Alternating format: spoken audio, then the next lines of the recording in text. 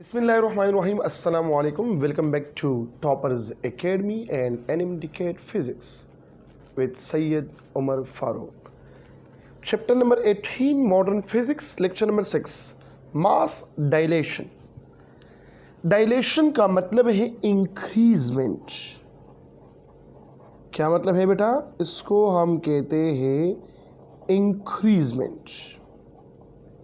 According to Einstein, mass is relative. अभी तक आप लोगों ने पढ़ा है कि मास की क्या है? एब्सोल्यूट इन नेचर है. मास कभी भी चेंज नहीं होता, कांस्टेंट है, मोशन पे डिपेंड नहीं करता, वेलोसिटी पे डिपेंड नहीं करता, मोमेंटम पर डिपेंड नहीं करता, एटसेट्रा एटसेट्रा. क्लासिकल मैकेनिक्स तो हमें यही बताते हैं.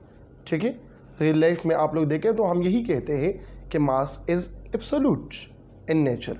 मास कभी भी चेंज नहीं होता. हाँ, क्वांटिटी ऑफ मैटर ज़्यादा हो जाए तो मास जो है वो बढ़ता जाता है, क्वांटिटी ऑफ मैटर कम हो गया तो मास डिक्रीज होता है. लेकिन मास जो है वही स्पीड पे डिपेंड नहीं करता. ये हम एब्सोल्यूटली कहते हैं, मतलब रियल लाइफ में कहते हैं. लेकिन आइंस्टाइन क्या कहते हैं? आइंस्टाइन कहता है कि mass is relative. Mass is relative.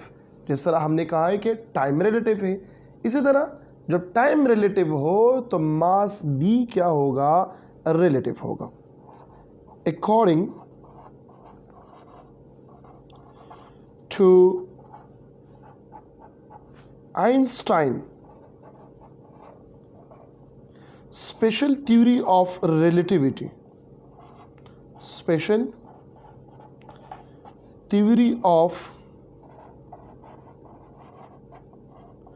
relativity, that mass of a body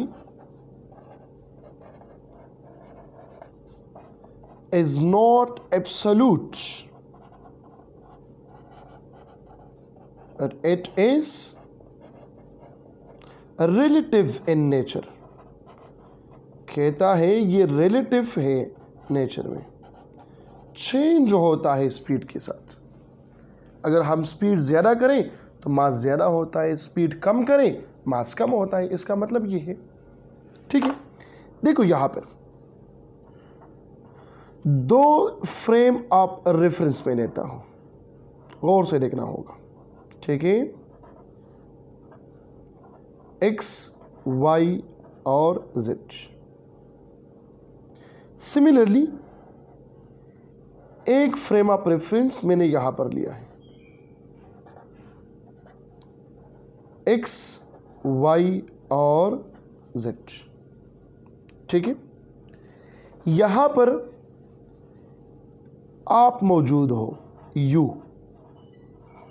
इस फ्रेम ऑफ रेफरेंस में, और यहां पर मैं मौजूद हूं मी, फ्रेम ऑफ रेफरेंस. ठीक है, यहां पर एक ऑब्जेक्ट है जिसका मास है m. मास क्या है? m है. सपोज करें ये मास कितना है? 1 किलोग्राम है, 2 किलोग्राम है या 3 किलोग्राम है. फॉर एग्जांपल ये 1 किलोग्राम है. सपोज करें ये मास मैंने यहां पर मेजर किया, ये 1 किलोग्राम है या 2 किलोग्राम है या 3 किलोग्राम है. फिलहाल मैं रेस्ट में हूं. मैं जिस फ्रेम में बैठा हूं, जिस फ्रेम में हूं, ये रेस्ट में है, और आप भी रेस्ट में हो. ठीक है, मैंने इसको मेजर किया, 1 किलोग्राम आ गया.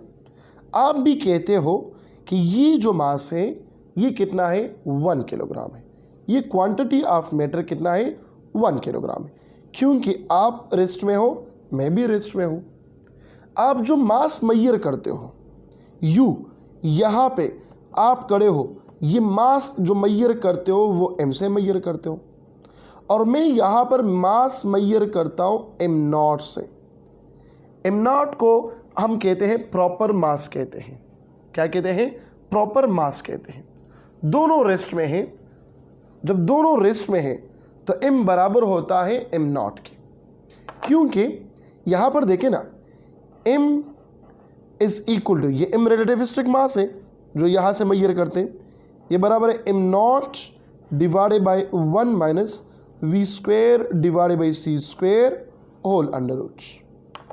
ठीक है, अब देखिए यहाँ पे मैंने कहा v ज़ीरो है, मैं रेस्ट में हूँ ना, ये आप जो मैयर कर रहे हो मेरे मुताबिक मैं मैयर करते हो, ठीक है, तो मैं रेस्ट में हूँ, v ज़ीरो है, तो m यहाँ पर क्या होगा, m not divided by 1 minus 0 divided by C square, इससे क्या आ जाएगा, m not divided by 1 under root which is equal to m not, मतलब m बराबर हुआ m नॉट के।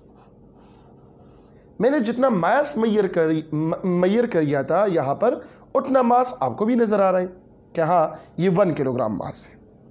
अब मेरे बात गौर से सुन बेटा, यहाँ पर हम इस मॉडर्न फिजिक्स में स्पेशल थ्योरी ऑफ रिलेटिविटी में हम मास के अगर हम बात करते तो energy, in term of energy हम कहेंगे, not in term of quantity of matter. Quantity of matter की बात हम नहीं करेंगे, क्योंकि हम कहते हैं ना matter is the condensed form of energy. ये तो रिलेटिविस्टिकली हमने कहते हैं कि मैटर क्या होता है, रिलेटिविस्टिक हम कहते हैं कि matter is the condensed form of energy. Matter is the condensed form of energy। ये क्या है, कंडेंस्ड फॉर्म ऑफ एनर्जी है। तो अब हम यहाँ पे इस मास को, ये जो आप मैयर कर रही है in term of energy Maihar करोगी।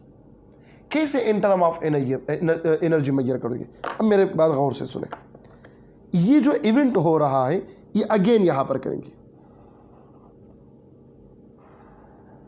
ये फ्रेम ऑफ रेफरेंस है जिसमें मैं मौजूद हूं और ये फ्रेम ऑफ रेफरेंस है जिसमें आप मौजूद हो। X Y and Z, Z Y और एक्स, यहां पर मैं मौजूद हूं और यही मास भी मेरे पास है 1 किलोग्राम के बराबर है। यहां पर आप खड़े हो यू और यहां पर मी, आप स्टैटिक कंडीशन में हो, रेस्ट कंडीशन में हो और मैं अब यूनिफॉर्म मोशन में हूं। यूनिफॉर्म मोशन में हो, क्योंकि इनर्शियल फ्रेम ऑफ रेफरेंस क्या हम बात करते हैं तो यूनिफॉर्म मोशन होगा, या तो रेस्ट में होगा या यूनिफॉर्म मोशन होगा। मैं यूनिफॉर्म मोशन के साथ जा रहा हूं। सपोज करें मेरा जो स्पीड है, मेरा मतलब ये फ्रेम ऑफ रेफरेंस का जो स्पीड है वो स्पीड ऑफ लाइट का हाफ है। कितना है, स्पीड ऑफ लाइट का हाफ है। समझ आ रही बात की नहीं आ रही, स्पीड ऑफ लाइट का क्या है, हाफ है। अब क्या होगा यहां पर, अब तो आप मैयर कर रहे हो मास कि इस मास का ये मास ज़्यादा होता है या कम होता है, तो मैंने कहा ये स्पीड पे अब डिपेंड करता है because it is a relative. ये क्या है, रिलेटिव है। ठीक है, मैयर करो मास कि वाकई ये मास चेंज हो गया कि नहीं हुआ। आपने जो मास मैयर किया यहाँ पर, तो क्या ये मास चेंज हुआ या नहीं हुआ। ये एक ख़ास किस्म का एनर्जी गेन करता है, तो एनर्जी गेन करेगा तो इसका मास जो है वो बढ़ता जाता है, इसका मास बढ़ेगा। और ये जो मैटर है, ये जो मास है, ये आपको छोटा नज़र आएगा, स्क्वीज होगा। जितना ये छोटा नज़र आ रहा है उतना ही इसका मास इंक्रीज होगा। तो मास कौन सा मास का मतलब क्या, कंडेंस फॉर्म ऑफ एनर्जी, इसका एनर्जी बढ़ता जाएगा। क्लियर हो गई बात। अब देखो आप मैयर करते हो रिलेटिविस्टिक मास। देखो गैलीलियो ट्रांसफॉर्मेशन तो हमें पता है, m is equal to m not divided by 1 minus we square divided by C square whole under root. v कितना है, c/2।